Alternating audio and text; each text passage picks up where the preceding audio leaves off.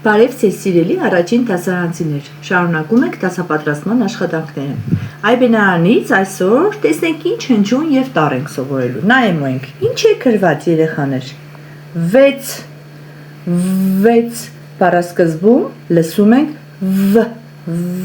նայում ենք երեխաներ։ Ուրեմն այսօր մենք սովորելու ենք վ հնչյունը եւ նրա տառերը։ Հնչեցնենք վ դժվարություն կա բերանում, ուրեմն սա ոչ թե ձայնավոր է, այլ բաղաձայն է։ Նայենք վ մեծատառ տպագիր, վ փոքրատառ տպագիր։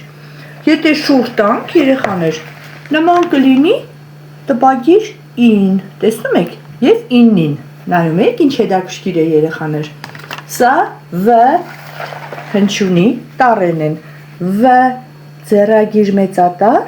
վ ձեռագիր փոքրատառ։ Ոչ տառին է նման երեխաներ։ Տեսեք, եթե մի մասնիկը փակենք եւ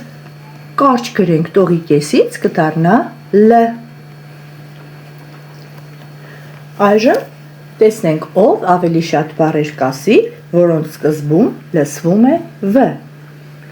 Վրան, վկա, վագր, վարազ, վազել, վտակ, վատ, վեց, վեցյակ, վարդուհի եւ այլն։ Այժմ ասում ենք բառեր, որոնց բառավերջում է լսվում վ։ Նավ, հեծանիվ, կավ, հավ, թավ, ցավ, լավ։ Իսկ հիմա ասում ենք բառեր, որոնց բառամիջում է լսվում վ-ն։ Թավա, որի հայերեն անունը տապակն է։ Պինգվին, արվեստ, նավակ, ստվեր, նվեր, ալվարդ եւ այլն։ Նայում ենք նկարին, հորինում ենք պատմություն եւ վերնագրում ենք։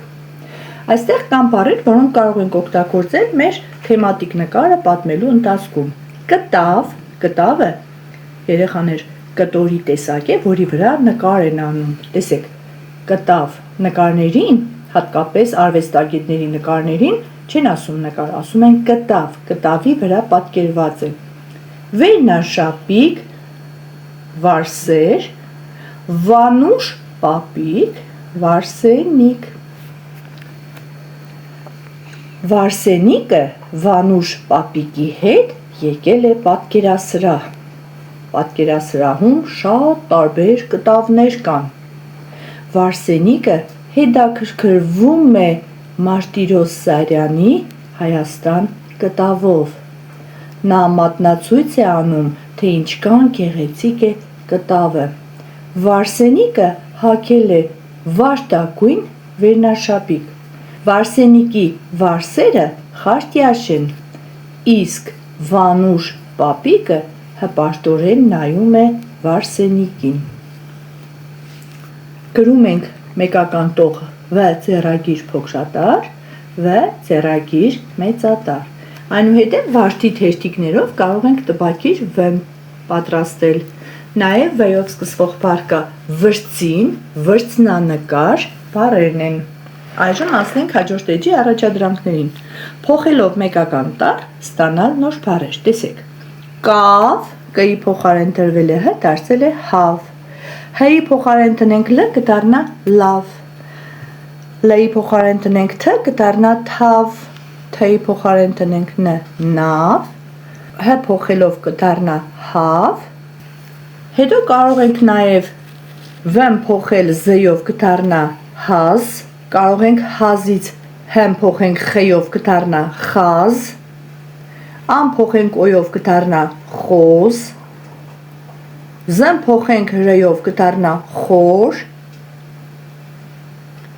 ր-ն փոխենք տ-ով կդառնա խոտ։